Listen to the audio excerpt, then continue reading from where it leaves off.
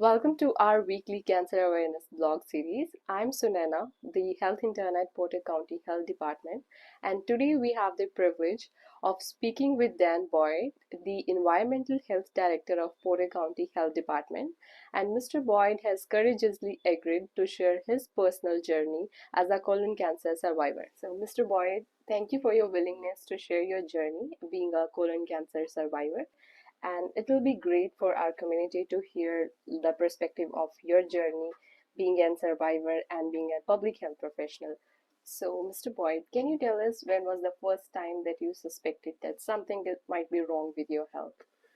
It was beginning of the year, March, early April. I had been helping my dad. My dad's had some health issues and stuff, so I was taking to appointments and stuff, and so that takes a lot. Going to work, I would go take him to appointments, come back to work, that kind of stuff.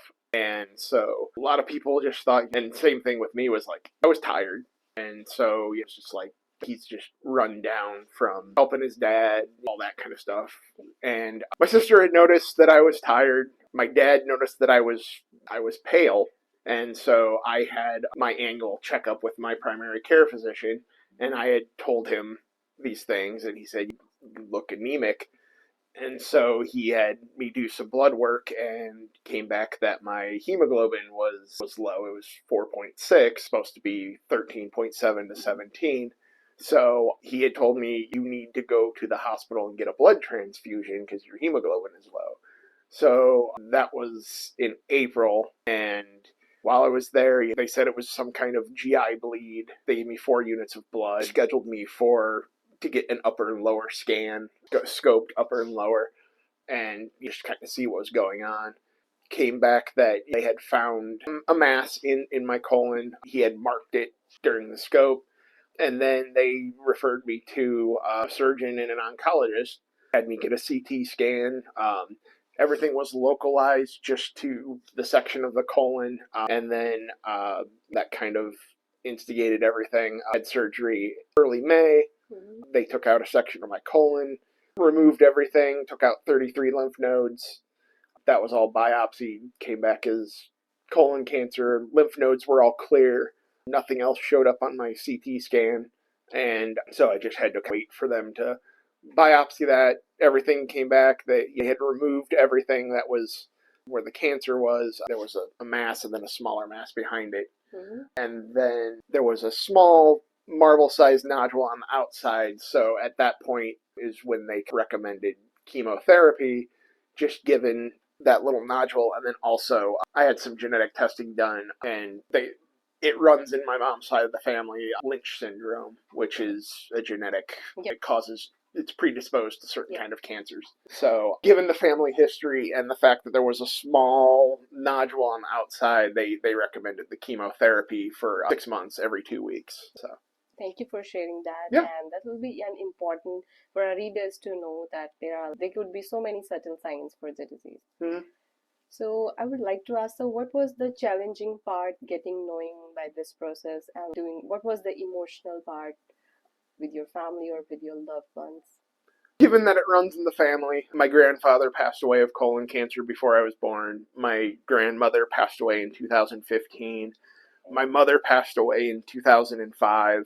My great aunt was diagnosed with breast cancer. She overcame that. She's still around and everything. But it runs in the family, so families had a lot of experience dealing with family members with it. But yeah, it was scary being diagnosed with that. My dad was really concerned about it. My sister too. But yeah, I mean, looked at it though, for the situation I was in, everything seemed to be the best possible scenario. It was localized to one spot. It hadn't spread anywhere. There was nothing in the lymph nodes. So we took that as, for the situation I was in, it was the best possible scenario. So, but yeah, I mean, it was, first finding out was upsetting, and we were worried and everything, but it's getting through it. So your resilience is truly admirable, and it's good to know for our readers what can be the treatment process, and once you diagnose with the disease, so how you should proceed with the treatment. So what was the first thing you have started? I saw my primary care physician, like I had said, and everything, and that just kind of led to everything, tests and everything, and that just kind of led to where I'm at now. talking to the oncologist stuff, they recommended the chemotherapy, and basically they said if I get it, it cuts the reoccurrence rate down to 25%. If I didn't get it, it's 50%. It's a flip of a coin. So honestly, it just made sense to go forward with the chemo treatment, getting it to 25% chance of it returning. So that wasn't really a difficult decision at that point. It's 6 months of chemo every 2 weeks. You just get it over with and cut down that reoccurrence rate. So that was kind of a no-brainer, honestly, just because I don't want to have to go through it again if I don't have to. So, Well, thank you so much for sharing that. So, have you discovered any unexpected support or strength during this journey, which you would like to share with us? not necessarily unexpected. Everyone here at the health department's been great. Everyone's been behind me on this. Family, friends, everyone has just been great about it. I wouldn't say there was anything unexpected yet. Work with a good group of people here at the health department, and then family and friends, they've all been kind of, supporting me behind this and everything. So it's really helps out with everyone backing on it and everything. So, how's your experience being a survivor helped you? What this experience with the colon cancer changed your perspective on life or on health? Big thing is, my advice is when you get of age, get colonoscopies. That I should have been getting them a long time. I put them off. I looked into genetic testing. It just wasn't the time. Insurance didn't cover it. It's fairly expensive. But my sister had gotten genetically tested, so she knew she had the markers for Lynch. They tested my mother's tumor when she passed away. She had the markers for Lynch. But given when my mom had her issue, they didn't know a lot about Lynch. And so more information has come out over the years and everything, and now there's actual people that focus specifically on that. It's just, if any symptoms or you start feeling off or anything, see your physician. I kind of thought I was just run down from helping my dad, and then I didn't notice how pale I was and everything, and they kind of noticed it. And if someone brings something to your attention, like, hey, you're not looking so good or something, take that to heart and don't just sit on it. Go to the doctor, get things checked out, because the sooner they catch these things, the better off you're going to be. One oncologist said it's stage 2, another one said it's approaching stage 3, but when you start getting into stage 4 and everything like that, that's when you start running into big problems. So I would just say, anyone points thing out, you're feeling off, go see your physician, just get checked out. If you're due for colonoscopies, get them. It's something to keep an eye out for. It's not anything to mess around with. So that's an excellent guidance. Yeah. So, is there anything more you wish to get our readers understand about getting screened earlier, or the treatment part, or the diagnosis? I mentioned, if you have a family history with cancer and stuff, I mean, like, realistically, what they said is I should have been getting colonoscopies.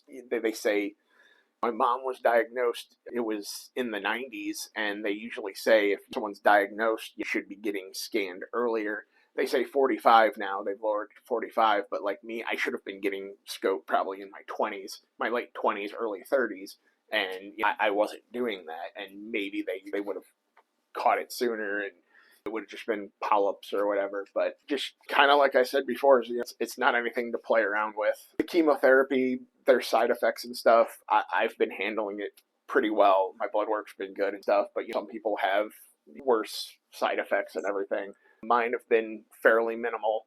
Cold sensitivity, some tiredness, and then it's kind of messed with my taste a bit. But there's other people that have it worse. I didn't expect me to have a lot of problems with it, because just given my age and I'm in relatively good health, but there's some people that aren't, and it can affect them differently. But it's definitely something that if that's what they're recommending, I would say go with it.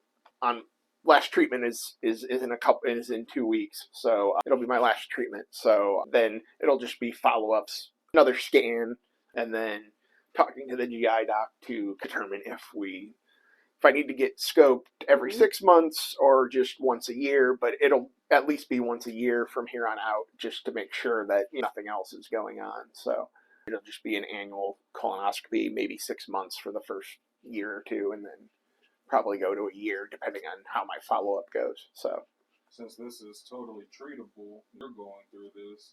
What would you say to other people, maybe other young men who are going through this? It's not the end, right? It's not, depending on how far along you are and everything. My surgeon, when I first saw my surgeon, he said it was the third or fourth person, young men in their late 30s, early 40s, and that have come up with colon cancer. And some of those didn't even have history of it in their family. They just developed colon cancer. So it's what's causing it. Is it stuff we're eating? Is it with the additives? I don't know. It's just, but he said he has seen an uptick in colon cancer in young, healthy people.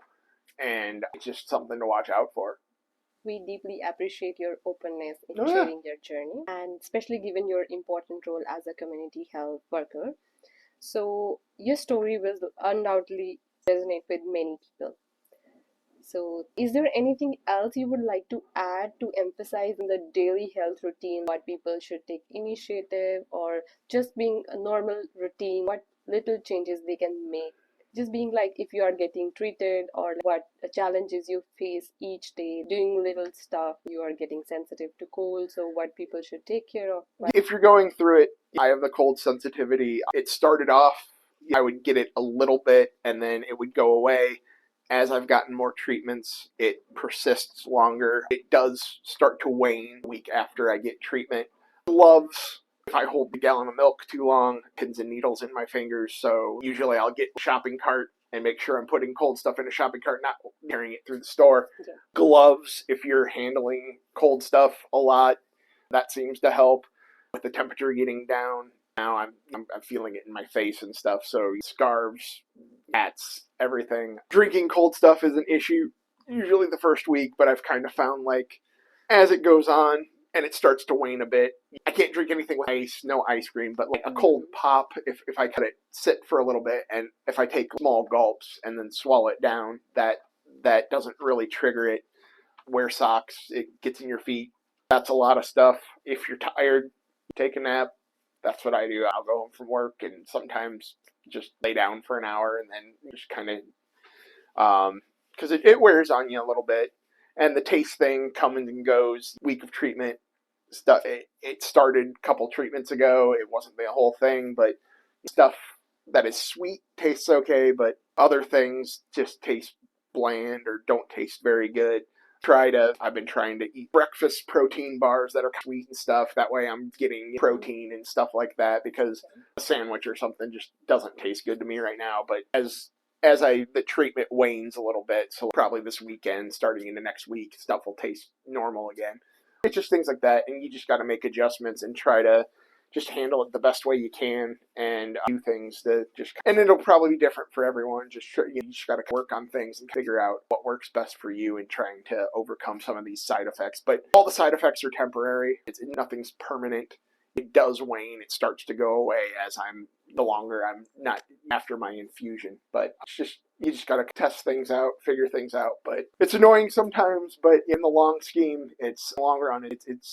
I'm getting through this at this point, and then hopefully I'm done, and then it's just screening before then, and then I don't have the side effects from the chemo anymore and everything. So thank you once again for your Yeah. courage in discussing your experience, and that will be a unique perspective both as a survivor and a public health professional, and that will be providing an invaluable insight to our readers. you're welcome.